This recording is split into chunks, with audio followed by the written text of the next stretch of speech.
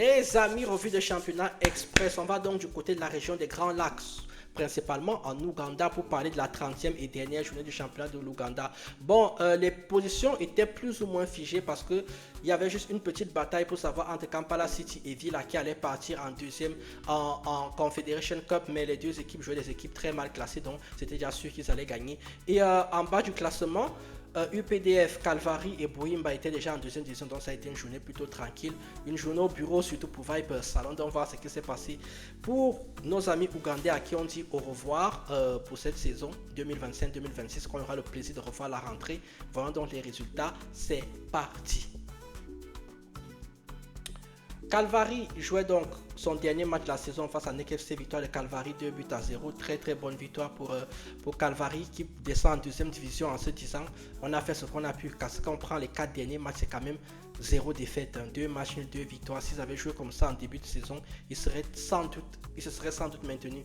NTB UPPC, une des équipes les très décevantes cette saison, a battu Bull, une autre équipe très décevante cette saison, 4 buts à 0. Kampala City, qui s'est battu jusqu'au bout pour essayer d'aller accrocher le titre, a battu Parara City 4 buts à 1. Kitara a fait 2 partout avec Police, deux équipes qu'on va encore retrouver la saison prochaine, toujours dans le ventre mou du classement. Le Lugassi a été battu par Maroon 1 but à 0. Villa a battu 2 buts à 1. UPDF était déjà condamné de toute façon en deuxième division, donc Villa, ça a été juste une formalité pour eux. Par contre, Villa a fini avec quand même 3 victoires de suite.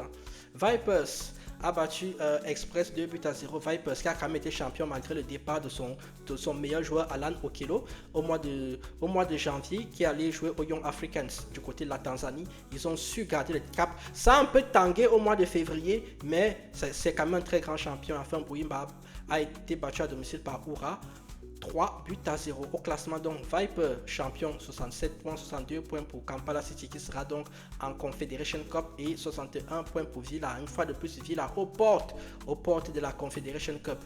Mais bon, c'est pas passé. En bas du classement, donc UPDF, Calvary et Boimba sont relégués en deuxième division.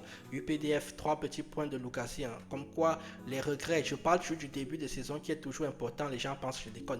Si vous vous lancez bien un bon début de saison, vous allez très certainement avoir une saison facile. Allez demander aux Remo Stars, les champions 2024-2025 du Nigeria, qui sont relégués en deuxième division cette saison.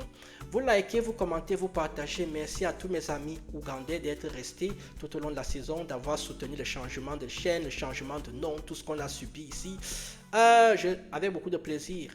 J'espère vous retrouver à la rentrée, et j'espère également que vous allez rester sur la chaîne et continuer à regarder les autres championnats.